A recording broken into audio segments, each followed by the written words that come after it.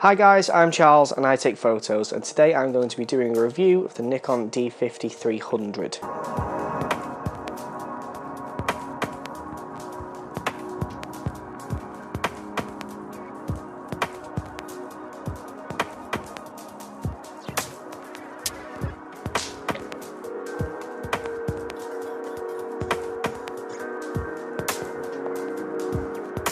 Let's talk specs. So this is a 24 megapixel sensor, which is standard by today. It comes in a lightweight, small body with a vari-angle screen, which is incredibly useful, especially for stuff like video, but I'll get more into that in a minute. The ISO is rated for between 100 and 12,800, which is astronomical compared to cameras I have worked with in the past, including the D7000 that this is recording on now. It does full HD video, 1080 at 60 frames per second, which is higher than the competition from Canon, which is a bit strange considering Canon are known for video, but I'll get more into that in the video section. And it also comes with built-in Wi-Fi and GPS as well, which is incredibly useful. Now, let's get on to talking about some other features of this camera. So, what's the image quality like? Well, the image quality from this, as you've seen from some of the pictures, the images are bright, vibrant, full of colour. The images that this camera have been chucking out for me have been absolutely incredible. I mean, I used it in a studio the other day, and the amount of detail that this sensor captures has just absolutely blown me away. A hell of a jump from, say, 16 megapixels, which is what the camera, that recording, is doing now. So this is no slouch in low light neither. I mean, I took this to a studio the other day to photograph a band that are recording their most recent EP, and I put this all the way right up to even ISO 6400, and this was able to get some fantastic results. It even does stuff like built-in HDR as well, which, coming from someone who doesn't really use HDR, the results that this gave me are actually really nice. I mean, especially on the normal setting on this, the HDR on this I find looks quite clean and balances out the scene a lot more, so it'll expose for the sky and it'll expose for the foreground as well. That's incredibly useful in a camera like this. It saves me having to go and take two images and then go into Photoshop and have to manipulate them and put them together. So let's talk video. So the video capabilities of this camera are incredible. I mean, especially with that vari-angle screen, I mean, it's incredibly useful. So if I was recording myself, like I'm doing now, my D7000 has a fixed screen on the back, which I have to kind of guess where I am in the frame. I've got to, spend a lot of time framing that image, whereas with this, I can see exactly where I am in the frame, and I can even watch myself record, which is more helpful than staring at a bright light and a lens, which is like I'm doing now. Saying that, the vari-angle screen is very good for photos as well. I mean, if I wanted to get higher angles, I can do that and look up to it, or if I wanted to get lower angles, then I could do that. That is kind of the way I use for when I'm doing videos. If I'm moving around, to have the screen there is a lot more helpful than it being stuck on the back like that. It does 1080 at 60 frames per second, which to my knowledge no competitor is allowing you to do at the moment in terms of DSLRs. Maybe stuff from Sony does it, but as far as I know, stuff from Canon is not doing 1080 at 60 frames per second at the moment, which, considering Canon are known for video, that's a bit of a disappointment. Yet you're paying, what, around about £430 for this, and you're getting something that's industry standard now. 1080 at 60 frames per second is really nice for slow motion and for getting that kind of lifelike quality in the video. It also has a fantastic colour profile for editing as well. I mean, it allows you to go really flat so you can kind of tweak it later in post, which is recommended for video. With photos, if you can capture all the colour in the scene at once, fair enough. Then you don't have to do too much in the editing process. I like my images to be a lot more vibrant than what other people may like. Some people like their photos desaturated. I kind of like mine vibrant and lifelike. So let's talk the pros and cons. Okay, so pros: it is in a nice lightweight body with a vari-angle screen.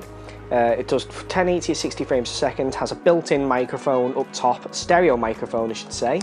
It comes with a nice 18 to 55 VR lens, which is what is recording this video right now. I'm using an older kit lens on this, just purely for demonstration purposes, because I like that kit lens a lot for video. VR is incredibly helpful for video. It's incredibly easy to pick up and learn.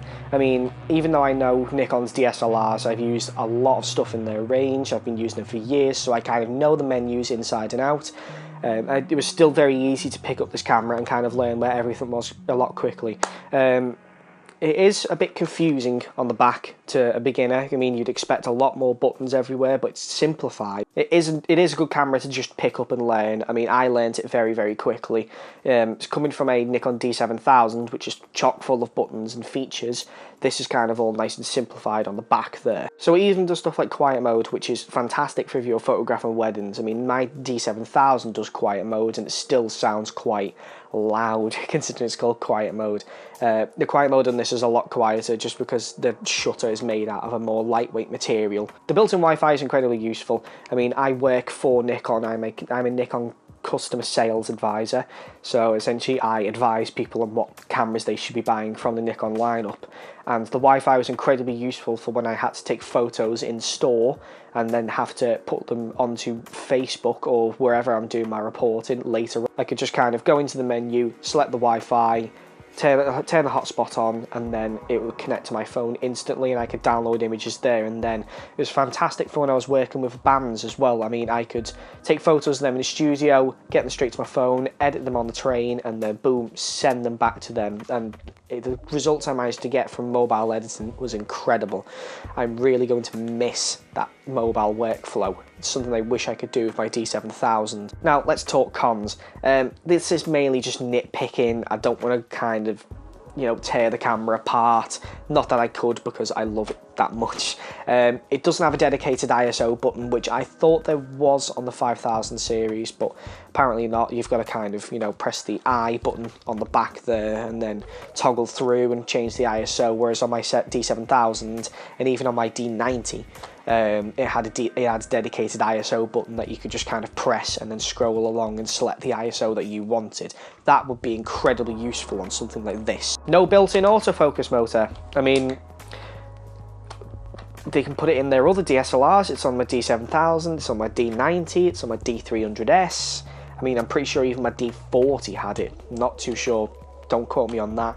But that means if there's no autofocus motor, that means you can't be using any older lenses. So like the 50mm 1.8D will not focus. Any of the old primes, any of the old zooms with the aperture ring at the bottom, they will not focus with this camera. Which, if you're trying to save money or get creative, fair enough. If you can deal with a manual focus, then that's fine. Those lenses are fantastic. But if you're looking for autofocus and speed, then you might have to kind of go one step up to the 7100 or 7200 to be able to get that autofocus motor. And it was a bit slow when taking photos in live view as well. I mean, I would take a photo in live view like that, and then I'd have to wait for it to buffer, and then it would come up on the back, and then it would just, you know, just take a long time to process that. Whereas on my D7000, I can kind of if I'm on live view and I take a photo, click, it's there. I don't know why that's changed. I mean, the D7000 is an older camera, much older camera than this in fact, and yet it doesn't have any issues. And the GPS function, though it has it, is a little bit lackluster. You do have to go to Nikon's website to go and download a firmware update to make sure everything is up to date with it. But, you know, though the GPS is accurate, it's just a little bit too fiddly, and you do have to use stuff like Nikon's NX2 with it, although I'm sure it works with Lightroom as well. I didn't actually test if it worked with Lightroom, because my Lightroom is a bit out of date, so much so that it can't even read the RAW files from this camera. I really need to update my stuff. So this is a great first time camera, especially if you'll want to get into video as well. No longer will you have to kind of, you know, spend a lot of money on a camcorder when you can get something like this for, you know, £100 more. You're getting kind of a top of the range DSLR that has video, that is fantastic for video. It would also be a good step up from, say, a D3300 or a bridge camera as well, because you're kind of used to that weight and that feel, and now you can kind of step up to this and be right at home. It's incredibly fun to use with that vari-angle screen. I mean, as I said, incredibly helpful for video. I'm going to miss this so much for video, and I'm also going to miss the Wi-Fi as well. I loved having a mobile workflow, and I'm really going to struggle to find a way to have the camera that is recording now be in mobile workflow without bringing along a laptop or a card reader for the iPad. So anyway guys, that's my review of the Nikon D5300. If you want to go pick this up, it is still in production, or you can find one second hand for around about the £300 mark, or buy one brand new for around about the £430 mark with an up-to-date lens. This, as I said, this is an older lens. I hope that's helped make you kind of make a decision on this camera. Anyway guys, I'm Charles and I take photos, and I will see you in the next one. Which is recording. I have to start it again. So I'll just snuff it during recording.